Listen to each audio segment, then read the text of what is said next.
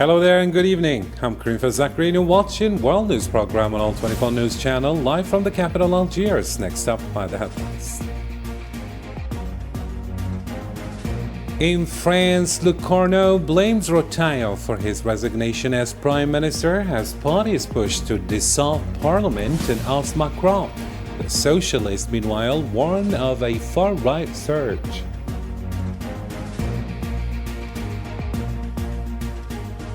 Coming up next, Algeria launches bold green investments in key energy projects, with Sonatrach reinforcing its role in Mediterranean energy security. Also in our news, in Gaza, dozens were killed in new Zionist raids. Human Rights Watch accuses the Zionist entity of crimes against humanity as indirect talks with Hamas begin in Egypt.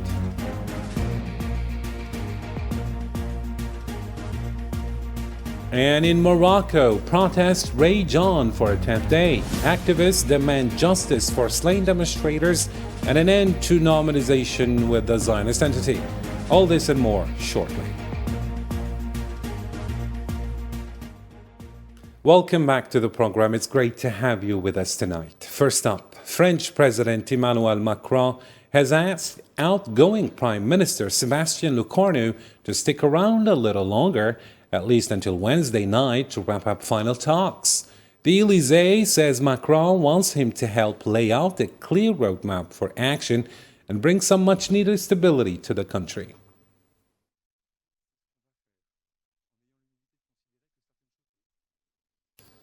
And it's worth recalling that French Prime Minister Sébastien Lecornu handed in his resignation to President Emmanuel Macron on Monday morning, just hours after his government was formed.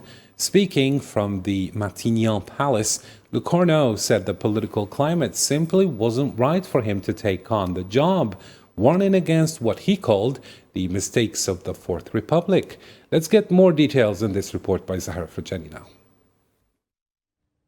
It took just 14 hours and 36 minutes for French Prime Minister Sébastien Lecornu to resign after announcing his cabinet, a highly unusual move in the French political system. In a statement from the Élysée Palace, Lecornu said the circumstances were not favorable for him to serve as Prime Minister, warning against repeating the mistakes of the Fourth Republic. He cited party ambitions as a key reason for stepping down, pointing the finger at leader of the Republican and former Interior Minister Bruno Retailleau. En ce lundi matin, les conditions n'étaient plus remplies. By Monday morning, conditions were no longer suitable for me to serve as Prime Minister or present the government before the National Assembly. This is the most delicate moment of the Fifth Republic. We must not repeat the mistakes of the Fourth. I was ready to compromise on the budget, but partisan ambitions blocked progress. One must always put country before party. For his part, Retailleau denied any responsibility for Lecornu's resignation. He also reaffirmed his party's opposition to a left-wing prime minister under any circumstances. Yesterday, the Prime Minister received me for an hour and a half, but hid from me that Bruno Le Maire would be appointed. There's a trust issue in a team. You need loyalty and confidence. We're in a deadlock. We can't manage anymore. We'll likely have to return to the polls. There are other ways before that, but they are not apt to me. And a coalition with a left-wing Prime Minister is out of the question. We won't be in opposition. Meanwhile, political circles are calling for the dissolution of parliament and even the immediate removal of President Emmanuel Macron. The growing influence of the far right is preventing Macron from forming a new government as they impose their agenda through both their political ideas and also electoral strength. The situation highlights deep divisions within France and raises serious questions about Macron's next move. He now faces three limited options: dissolve parliament, resign, or stall, with no clear fourth path in sight. For his part, France Insoumise leader Jean-Luc Mélenchon called for President Emmanuel Macron's immediate removal. Speaking on Monday after Lecornu's resignation, Mélenchon urged the National Assembly to debate a motion signed by 104 lawmakers from the leftist, Green, and Communist blocs to oust the president. Cette situation est le symptôme de l'impasse. To address this situation, we must therefore get to the heart of the problem, that is, return to the people, that is, challenge the legitimacy of the President of the Republic in the ways our parliamentary democracy allows. I repeat, what are the institutional forms at our disposal? There is one, the impeachment of the President of the Republic. Du président de la République. For her part, far-right leader Marine Le Pen said on Monday that dissolving parliament is absolutely necessary, adding that President Macron's resignation would be, in her words, the only wise move. Meanwhile, National Rally chief Jordan Bardella also urged Macron to dissolve the National Assembly and call snap elections. Je l'appelle à dissoudre l'Assemblée nationale. I call on the President to dissolve the National Assembly. This farce has gone on long enough. The only wise decision now, as provided by the Constitution, is to return to the French ballot box.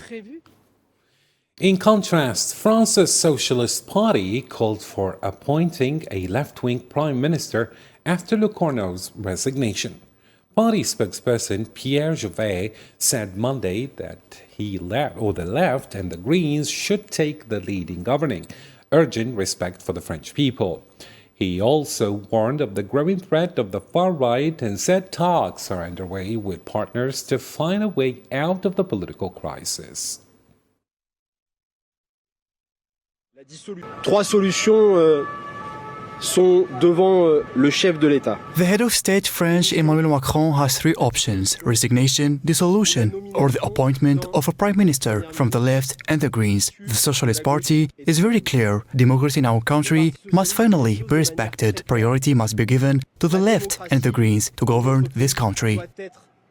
Nous ferons tout pour éviter l'accession de l'extrême droite au pouvoir. We will do everything to prevent the far right from coming to power. It represents a danger to France and its workers. In the coming hours, we will meet with our left-wing and green political partners from Place Publique or the Communist Party, who share with us the same desire to govern and act to finally find a solution to the political crisis. And to talk more about these developments, we're honored to be joined live by Dr. Abdenour Toumi, a prominent political analyst from Paris. Hello there, Dr. Abdenour, and thank you for agreeing to be with us at this late hour at night. Good evening, and thank you for having me on the program. Our pleasure. And our first question, Dr. Abdenour Toumi, is France facing a government crisis or maybe a full-blown collapse of the Fifth Republic here? Actually, it is, and it's not just a government crisis. It is a Fifth Republic crisis. And knowing that the birth of this republic, the Fifth Republic that emerged in 1958, after the crisis, or the political parties' crisis of the Fourth Republic. So, and these institutional crisis that has been going on now about a year since President Macron did make that decision to dissolve the National Assembly, the lower chamber in the French Parliament, knowing that the French parliament system is a bicameral system. So since that moment, and France entered into a deep crisis, and now actually to what happened today, in which was the longest day of the Fifth Republic, and this is today, I mean, we can say, even though I'm not a constitutionalist, but I did study constitutional law, it is the collapse of the Fifth Republic. Mm-hmm. And can President Macron here still govern effectively, or has he lost all the political leverage here? Actually, this brings us to the first question, and will actually let us better understand why I said it is, I mean, the Fifth Republic has officially collapsed, because now President Macron, I mean, he looks like, I mean, you know, in terms of the presidential system, if we can make this parallel with the American political system, in which it is a presidential system, we can call him a lame duck president. But now France has entered into these complex constitutional dilemma between a presidential system and a parliamentary system, in which the parliament itself, particularly the lower chamber, the National Assembly, is, we can call it a hang parliament. And this is why today the President Macron, as you said, President Macron's leverage or to govern is very weak. I mean, besides, actually, according to the French constitution, he has the constitutional power to lead on foreign affairs and defense policy. That's all. When it comes to the role of the prime minister, he is no longer actually effective. And we saw that what happened with his, actually, the previous government he appointed in 1 year, and in light of the result of the last, actually, the summer of 2024 and to today, that is, I mean, he can't have this, let's put it in that way, like France used to, and the Fifth Republic president used to have this cohabitation system, I mean, dealing with a prime minister, but this is, we're not in this situation. It is a new political context that was imposed by the voters in the parliamentary, the early parliamentary elections of 2024, and that led to have three incoherent blocks, and that makes actually the French institution now, as a constitutional institution, and particularly the parliament, is in this deep crisis. As a result, now President Macron himself, he has now to look for another opportunity, and he doesn't have much room, because now we saw he asked the shortest prime minister of the Fifth Republic, Mr. Lecornu, to just, I mean, hang on for this for 48 hours to break through. But frankly, I don't know how he can manage that. Otherwise, President so he's Macron in trouble obliged. indeed, Dr. Abdenour Toumi. But it seems to me here that he's not the only one here in trouble. This turmoil, do you think that it affects France's image and influence in Europe? It has already, and it's been again, because the crisis has been going on for 1 year. And now, I mean, the market is in panic. And, you know, I mean, business doesn't rhyme with instability. So, and the investors, I mean, foreign investors are, I mean, looking south, meaning by that, going to more stable countries. And ironically, they're going to Italy and Spain, and not to mention the image of France now, and now in that President Macron himself is trying to position himself in new posture of leader in not only in the EU, but including the UK now, entire Europe, I mean, on the Ukrainian dossier and in the crisis, actually, the tariff crisis with the American president, Donald Trump. So, I mean, France has lost its influence, I mean, not only its influence, but also its image. And I mean, one can say today, I mean, France looks like the sick man of Europe. I mean, now in that is the second largest economy in Europe after Germany. Dr. Abdenour Toumi, thank you very much indeed for your insights and analysis from Paris. Thank you. And we'll continue now with the rest of our news. In another development, Algeria's Energy and Mines Minister Mohamed Arqab announced on Monday that the country is ruling out a major energy investment plan for 2025 to 2029. Speaking at the Africa and Mediterranean Energy and Hydrogen Conference in Iran, he said 80% of the funds will go to exploration and production, with the rest invested in refining and petrochemical projects, including the Hassi Masoud refinery and new methanol, gasoline, and diesel plants. تواصل الجزائر جهودها. Algeria is continuing its efforts to strengthen its exploration and production capabilities, as well as to develop technologies for the petrochemical and oil refining industries in order to create added value and reduce dependence on imports in the future. Between 2025 and 2029, Algeria plans to carry out several strategic projects with around 80% focused on exploration and production activities. The remaining investment will go towards refining and petrochemical development, including the Hassi Messaoud refinery, as well as methanol, unit gasoline and diesel production units, along with other major industrial facilities.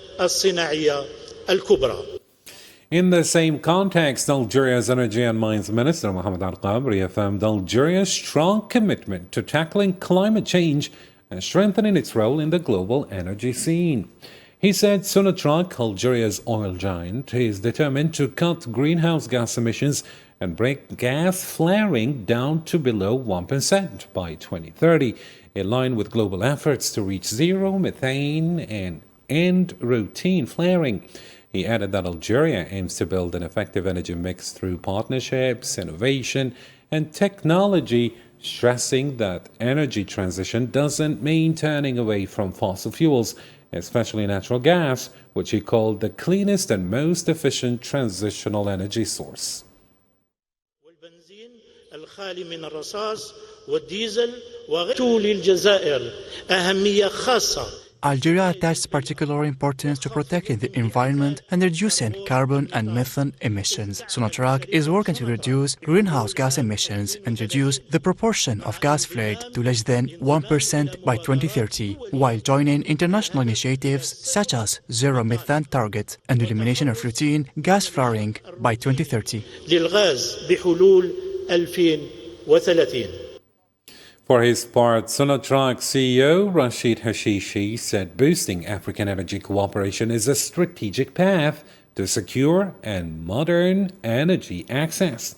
Speaking at the African Mediterranean Energy and Hydrogen Conference in Iran, he reaffirmed Sonatrach's commitment to deepening and diversifying partnerships across the continent and to cementing its role as a key pillar of energy security in the Mediterranean region. Algeria through Sonatrach aims to strengthen its position as a key energy security hub in the Mediterranean region by developing infrastructure projects, enhancing transport and storage capabilities, and cooperating, particularly in hydrogen and renewable energy. For his part, Energy and Renewable Energies Minister Murad Ajal announced the launch of major projects to support the creation of regional energy markets through hydrogen infrastructure and cross-border energy networks. Speaking at the North African and Mediterranean Energy and Hydrogen Conference on Monday, Ajal said Algeria is upgrading its energy infrastructure to reinforce its long-standing role as a reliable and secure regional energy supplier.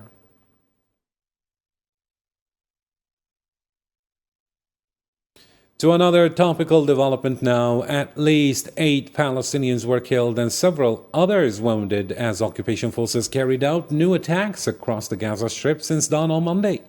The Palestinian news agency said the dead included a woman and 2 people pulled from the rubble in Gaza City's Tufah neighborhood.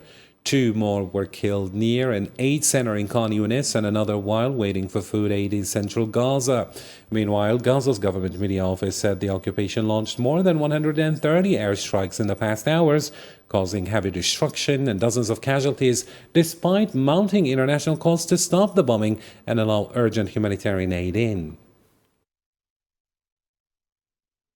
Human Rights Watch has urged countries worldwide to act to stop what it calls ongoing atrocities against Palestinians in Gaza. In a statement on Sunday, the group criticized U.S. President Donald Trump's Gaza's plan for ignoring human rights and accountability, stressing that Israeli occupation has killed tens of thousands of Palestinians, most of them civilians.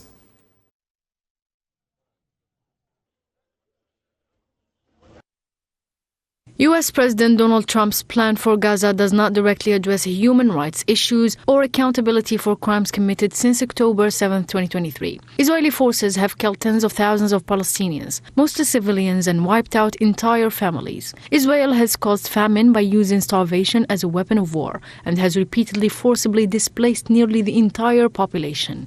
We therefore call on the world's nations to take action to stop the atrocities against civilians in the Gaza Strip. Indirect talks kicked off in Egypt on Monday between Hamas and Israeli delegations to discuss a possible prisoner swap in Gaza as part of U.S. President Donald Trump's plan to end the war. According to Al Qahira news channel, the meetings in Sharm el-Sheikh are being mediated by Egypt and Qatar, with efforts focused on setting up a framework for the release of detainees and prisoners on both sides. Algeria has once again called for an immediate, permanent and unconditional ceasefire in Gaza. Speaking at a UN Security Council session on women, peace and security, Manal Massoud from Algeria's permanent mission to the UN urged the entry of humanitarian aid to ease what she describes as the Zionist war of extermination against Palestinians.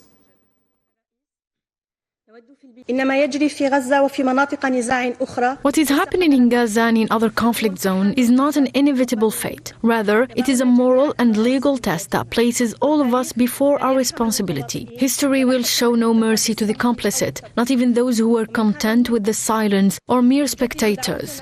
From this perspective, we renew our call for an immediate, permanent and unconditional ceasefire and for the unhindered entry of humanitarian aid to relieve the suffering caused by the genocidal war endured by women and children in Gaza.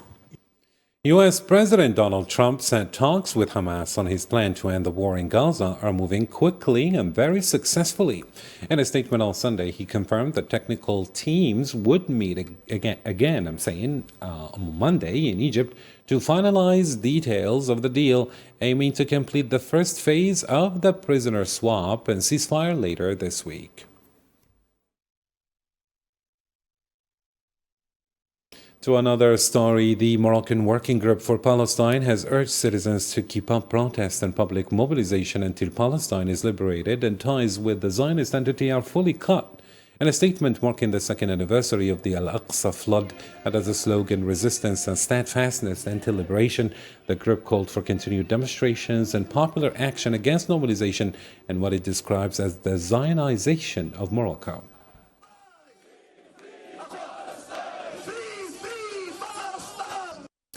Morocco's Generation Z youth group has called for a new protest on Monday evening, marking the 10th straight day of demonstrations. Let's get the details with Salma Nassib.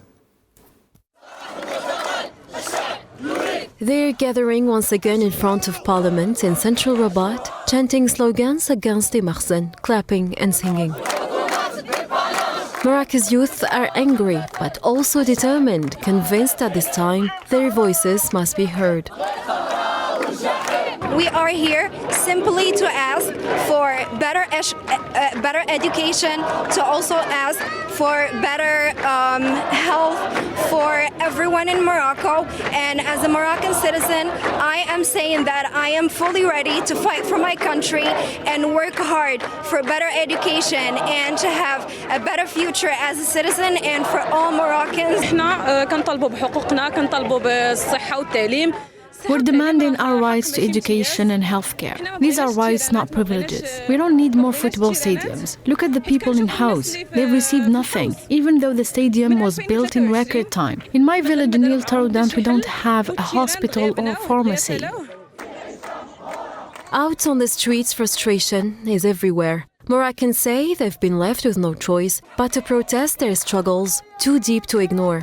Across the country, the message is the same. People would rather see modern hospitals and schools than stadiums or showpiece projects built for the world to admire.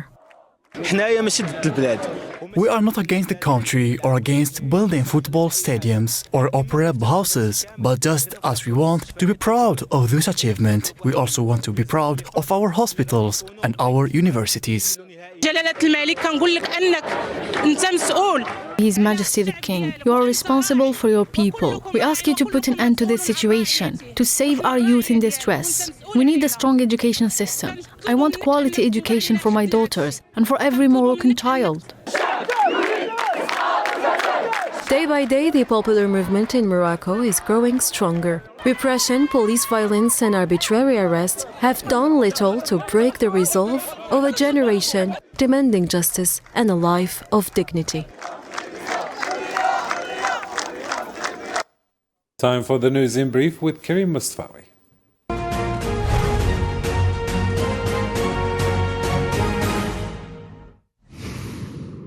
On Monday, the Sudanese Doctors Network reported 13 killed and 19 injured in a rapid support forces bombing of Al-Fashir, the capital of Darfur province. Meanwhile, the military sources said the army repelled a major attack launched by local forces at dawn, which lasted several hours in 3 areas of the city. US President Donald Trump warned on Monday that Washington will strike Iran again if it rebuilds its nuclear program, a hint in a potential military action against Iran. From his side, Iran's top military commander, Major General Mohammad Bagheri, warned that any hostile action will face a decisive response from Tehran. German Chancellor Friedrich Merz accused Russia of being behind a series of drone incursions over Germany earlier this week that disrupted dozens of flights. Kremlin spokesman Dmitry Peskov rejected these allegations, stating at a press conference that such claims by European leaders, including Merz, lack any evidence.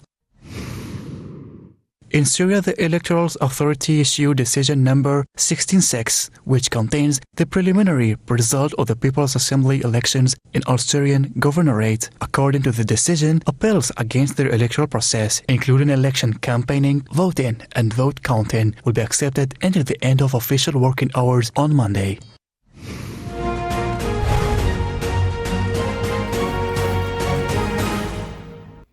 The end of our news. Thanks for watching and goodbye.